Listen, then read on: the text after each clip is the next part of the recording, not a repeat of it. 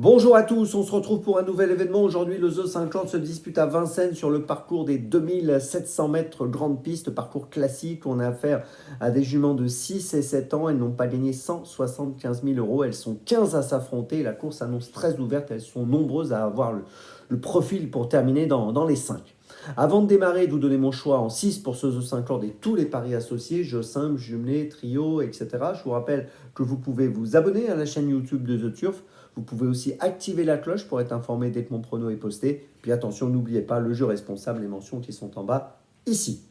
Allez, on y va. En 6. Bien écoutez, j'ai retenu en tête le numéro 15, Ibisabella, qui trouve un bon engagement. Elle a gagné 173 640 euros pour une qualif à 175 000. L'engagement est vraiment intéressant. Elle est déférée des 4 pour cette course. Elle vient de courir ferrée. Elle a fini 7e en étant ferrée. C'était le 21 janvier dernier sur ce parcours des 2007. C'est l'entraînement de Jean-Paul Marmion, toujours redoutable. Et si on regarde son palmarès, elle a quand même un palmarès très sérieux. 27 courses courues, 15 podiums.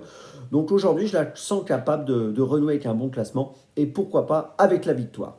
En deuxième position, j'ai retenu le 8, Image Charentaise. Elle est en forme, comme le prouve sa récente victoire le 20 janvier dans le prix de Douvres, sur le parcours des 2850. Elle a gagné aussi au mois de décembre, le 5 décembre, le prix Filia sur 2007. Le prix Filia qui est une course intéressante parce qu'on a plusieurs concurrents qui courent aujourd'hui, qui ont participé à ce prix Filia. Entre ces deux victoires, elle a été disqualifiée au début du mois de janvier. Bon, elle peut faire une faute, donc ça peut être un problème quand même. Mais je pense que si tout se passe bien, elle va faire l'arrivée. En troisième position, j'ai placé le 12, Idylle Express, qui reste sur une troisième place sur 2700 mètres le 13 janvier et qui a fini deuxième du prix Filia dont je parlais il y a quelques instants derrière Image Charentaise au début du mois de décembre. Jugé sur cette sortie, on est obligé de la garder. En quatrième position, j'ai retenu le 5, Iris Deschamps. Alors c'est une jument qui a été absente entre février et novembre, plusieurs mois d'absence. Elle a repris le tempo gentiment. Elle a fini quatrième du prix Filial le 5 décembre, course dont je vous ai parlé déjà à plusieurs reprises.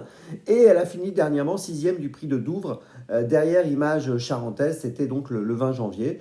C'est une concurrente qui est peut-être un peu limite pour la victoire, mais associée à Mathieu Abrivard, je préfère qu'on la garde pour une place. En cinquième position, j'ai retenu le 14, Isabella Ferme, qui sera associée à Franck Nivard, qui aurait terminé deuxième du prix Filia, probablement, si elle ne s'était pas montrée fautive tout à la fin de son parcours. Donc il ne faut pas oublier cela. Depuis, elle a gagné, c'était le 25 janvier à Vincennes sur 2100.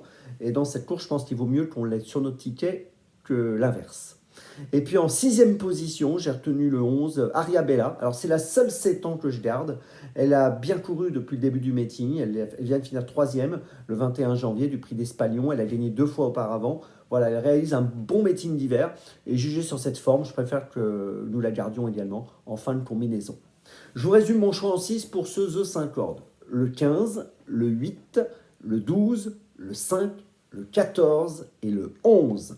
Départ de cette course très ouverte à 13h55. On se retrouve maintenant demain pour Cagnes-sur-Mer. Et d'ici là, avec The Turf, ça va aller.